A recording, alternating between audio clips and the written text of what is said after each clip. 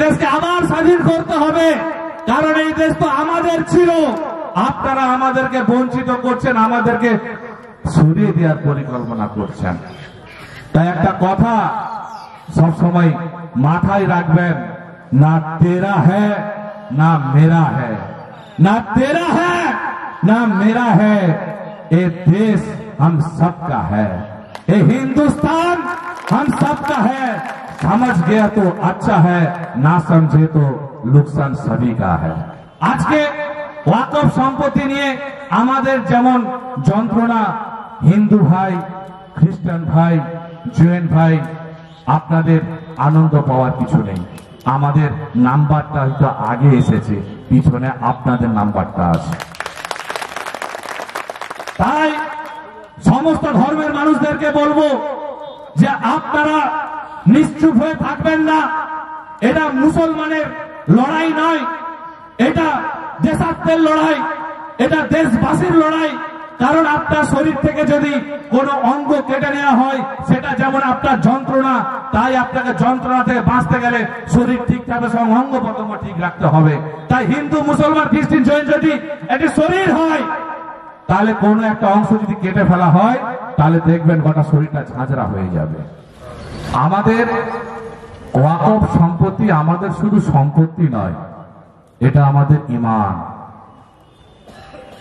এই ভারত সরকার, বিজেপি সরকার, তারা আমাদের ঈমানকে আঘাত করেছে। দেখবেন একটা মুসলিম মানুষ, সে নামাজ পড়ুক আর না পড়ুক, তার যারা পরিমাণ হলেও তার হৃদয় ঈমান থাকে। রাস্তায় দেখবেন, এলাকায় দেখবেন অনেক মদখোর আছে, তারা সারাদিন মদের টইটুর হয়ে থাকে। যখন রাস্তাতে হাঁটতে থাকে, যদি পাশে কোনো মসজিদ থাকে, তার পাটা কিন্তু সামলে নেয় যে মসজিদ আছে। কোথাও না কোথাও তার ঈমানি শক্তি কাজ করে। সেই জায়গায় আজকে আমাদের ঈমানের উপর আঘাত আনা হয়েছে, মানে গোটা মুসলিম জাতি জাগ্রত হয়ে গেছে। সেই জায়গায় আপনার কি মনে হয়, এই ওয়াকফ সংশোধনী আইন এনেছে ঠিকই, তাদের কি কোনো পরিকল্পনায়, তারা কি জানে না ফিডব্যাক কি আসতে পারে? সমস্ত পরিকল্পনা তারা ঠান্ডা ঘরে বসে বসে ক্যালকুলেশন করে, কিন্তু যে ক্যালকুলেশনটা আমরা করতে শিখিনি। আমাদের সম্পত্তি গেছে, আমাদের ঈমানের উপর আঘাত হানা হয়েছে, আমাদের মাথা গরম থাকবে, আমাদের জাজবা জাগ্রত হয়ে থাকবে, এটা স্বাভাবিক। যখন আমরা রাস্তায় একত্রিত হব, হাজার হাজার মানুষ রাস্তায় নামবো, তাদেরও প্ল্যানিং পরিকল্পনা করা আছে। ওই মঠের মধ্যে, ভিড়ের মধ্যে কিছু সংখ্যক মানুষদেরকে পুশ করিয়ে, ডিস্টার্ব করে আপনার আমার আন্দোলনকে শেষ করার পরিকল্পনা করে, যেটা আপনারা আমরা কেউ বুঝতে পারি না। আন্দোলন যত তীক্ষ্ণ হবে, তাদের পরিকল্পনাও তত বাড়বে। অতএব আপনাদের আমাদের মাথায় রাখতে হবে যে আমাদের আন্দোলনে যেন অন্য কেউ প্রবেশ করে আমাদের আন্দোলনকে রাস্তা থেকে ছিটকে না দেয়। তাই আমাদেরকে সজাগ থাকতে হবে। এই দেশ ভারতবর্ষ আমাদের দেশ। এই দেশ স্বাধীনতার পূর্বে হিন্দু মানুষের যেমন রক্তক্ষরণ হয়েছে, মুসলিমেরও রক্তক্ষরণ হয়েছে, শিখের রক্তক্ষরণ হয়েছে, জৈন বৌদ্ধিস্টের রক্তক্ষরণ হয়েছে।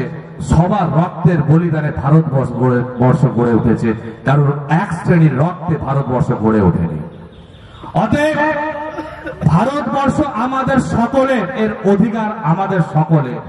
কিন্তু দুর্ভাগ্য হলো সত্যি, ডক্টর বি.আর. আম্বেদকর তিনি সংবিধান রচনা করেছিলেন, তিনি আইন প্রণয়ন করেছিলেন ভারতবর্ষ পরিচালনার জন্য, এই দেশ পরিচালনার জন্য সর্বধর্মের মানুষকে নিয়ে তার সংবিধান ছিল। কিন্তু এই বিজেপি সরকার সেই সংবিধানকে অমান্য করছে। সংবিধানে পরিষ্কারভাবে লেখা আছে, এই দেশে হিন্দু, মুসলিম, খ্রিস্টান, জৈন তাদের সবার অধিকার আছে, কারুর কোন ধর্মে কোনরূপ আঘাত হানা যাবে না। কিন্তু কেন্দ্র সরকার তা তোয়াক্কা করেনি। প্রত্যেকটা মুহূর্তে মুসলমানদের উপর তারা আঘাত এনেছে। আমাদের বাবরি মসজিদ ছিল, দীর্ঘ লড়াই ছিল, সুপ্রিম কোর্টের উপর আমাদের আস্থা ভরসা সম্মান ছিল বলে আমরা মেনে নিয়েছিলাম, এ কারণে যে একটা মসজিদ গেলে যদি ভারতের শান্তি ফিরে আসে, আমরা সেই শান্তির পক্ষে ছিলাম। কিন্তু আজকের দিনে মসজিদ যাওয়ার পর আপনারা আমাদের ওয়াকফ সম্পত্তির উপর হাত নিয়েছেন, আপনারা ভেবেছেন এটাও কি আমরা মেনে নেব? না, আর না। একটা মসজিদ কুরবানি দিয়েছি, আর ইমানি আর কোন কুরবানি দিতে আমরা রাজি না। তাই দেশের সংবিধান যদি তারা খর্ব করতে পারে, তাহলে আমাদেরকে আবার ভাবতে হবে। ইংরেজরা আমাদের দেশ স্বাধীন দেশে শোষণ করেছিল, আমরা সংগ্রাম করেছিলাম, আমরা দেশকে স্বাধীনতা এনে দিয়েছিলাম হিন্দু মুসলমানের সবার রক্ত দিয়ে। আজকে এই কেন্দ্র সরকার বিজেপি মোদী সরকার সেই সংবিধানকে যদি খর্ব করতে পারে, তাহলে দেশকে আমাদের আবার স্বাধীন করতে হবে। এই দেশকে আবার স্বাধীন করতে হবে, কারণ এই দেশ তো আমাদের ছিল। আপনারা আমাদেরকে বঞ্চিত করছেন, আমাদেরকে সরিয়ে দেওয়ার পরিকল্পনা করছেন। তাই একটা কথা সবসময় মাথায় রাখবেন, না তেরা হ্যায় না মেরা হ্যায়, না তেরা হ্যায় না মেরা হ্যায়, ये देश हम सबका है, ये हिंदुस्तान हम सबका है। समझ गया तो अच्छा है, ना समझे तो नुकसान सभी का है। যদি বুঝতে পেরে যান এই দেশ সবার জন্য, তাহলে ঠিক আছে। যদি মনে করেন এই দেশ কোন একটা শ্রেণীর জন্য, একটা রঙের জন্য, তাহলে কিন্তু বরবাদ হয়ে যেতে হবে সকলকে। তাই আমাদের বক্তব্য যে আমরা আমাদের রক্ত থাকতে থাকতে আমরা দেশকে বিভাজন হতে দেব না, এটা আমাদের দেশ। মিডিয়াদেরকে বলি, যারা ইলেকট্রনিক্স মিডিয়া পরিচালনা করেন, টিভি পর্দায় দেখি আমরা নিউজ চ্যানেল, আপনারা দেখেছেন কেউ বলতে পারবেন যে আমাদের ওয়াকফ বিল আইন নিয়ে যে আমাদের ভারতবর্ষ জুড়ে, পূর্ব মেদিনীপুর জেলা জুড়ে, রাজ্য জুড়ে যে আন্দোলন চলছে, তারা কভারেজ করছে বড় বড় করে? একটা জিনিস কভারেজ করছে কি জানেন তো? কলকাতায় একটা বাস চালক ঝান্ডা খুলে তার গাড়িতে রেখেছে, সেটাকে West Bengal BJP IT cell প্রচার করছে, মুসলিমরা তাদের ঝান্ডা খুলে দিয়েছে। দেখুন তাদের অবস্থা, দেখবেন মাথায় ঢোকান।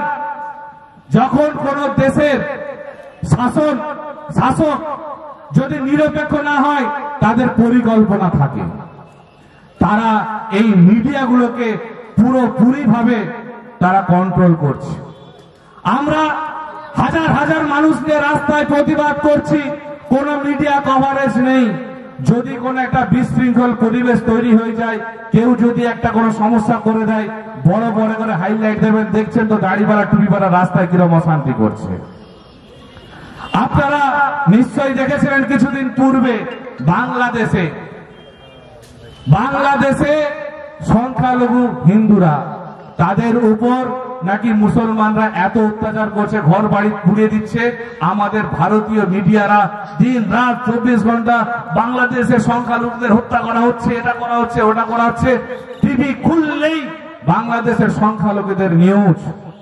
আর আমাদের দেশে সংখ্যালঘুদের বঞ্চিত করছেন, আপনার নিউজের পর্দায় একটাও বকবকানি নেই। আছে দেখাতে পারবেন? তাহলে কি আমাদের দেশের সংখ্যালঘু তো মুসলমানরা। আপনারা কোথায় গেলেন? সেই বকবকানি বন্ধ করলেন, আমাদেরকে নিয়ে তো কোনো নিউজ করছেন না, আপনাদের হিতে লাগছেন না। অতএব আমাদের দেশের এই ব্যবস্থা নষ্ট করে দেওয়া হয়েছে, সমস্ত পরিকল্পনা করে রাখা হয়েছে। আপনারা হাজার হাজার মানুষ এক জায়গায় আওয়াজ তুলবেন, আওয়াজ আসবে না, একটা ডিস্টারবেন্স করবেন, একটা সমস্যা হবে, আপনাদেরকে দেখানো হবে। অতএব আমাদেরকে সুপরিকল্পিতভাবে এগোতে হবে।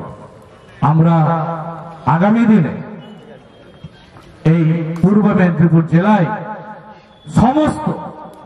সমস্ত ভেদাভেদ ভুলে, সমস্ত মুসলিম ভাই এবং সমস্ত যারা জাতি ধর্ম বর্ণ নির্বিশেষে সবাইকে আহ্বান করব, আপনারা একত্রিত হয়ে আমরা পূর্ব মেদিনীপুর জেলায় একটা আওয়াজ তুলতে চলেছি। আজকে ওয়াকফ সম্পত্তি নিয়ে আমাদের যেমন যন্ত্রণা, হিন্দু ভাই, খ্রিস্টান ভাই, জৈন ভাই, আপনাদের আনন্দ পাওয়ার কিছু নেই।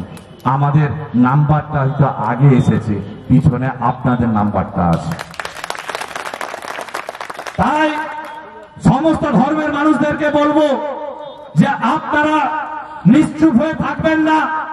এটা মুসলমানের লড়াই নয়, এটা দেশাত্মের লড়াই, এটা দেশবাসীর লড়াই। কারণ আপনার শরীর থেকে যদি কোনো অঙ্গ কেটে নেওয়া হয়, সেটা যেমন আপনার যন্ত্রণা, তাই আপনাকে যন্ত্রণা থেকে বাঁচতে গেলে শরীর ঠিক থাকবে, সব অঙ্গ প্রত্যঙ্গ ঠিক রাখতে হবে। তাই হিন্দু, মুসলমান, খ্রিস্টান, জৈন যদি একটি শরীর হয়, তাহলে কোনো একটা অংশ যদি কেটে ফেলা হয়, তাহলে দেখবেন গোটা শরীরটা ঝাঁঝরা হয়ে যাবে। আজকে হয়তো আমাদের শরীরের একটা হাত কাটা হয়েছে, কালকে আরেকটা হাত কাটা হবে। তাই সবাইকে বলবো, এই কালা কানুনের বিরুদ্ধে আপনারা রুখে দাঁড়ান, দেখবেন আপনাদের জীবনের কালা কানুন আসবে না। আইন আনুক, ডেভেলপমেন্ট হোক, কোন ধর্মকে নিয়ে নয়, জাতির জন্য হবে, মানব কল্যাণের জন্য হবে, দেশ উন্নয়নের জন্য হবে। কোন ধর্ম উন্নয়ন করা দরকার নেই। ধর্মের লোকরা তার নিজেদের উন্নতি নিজেরাই করে নেবে।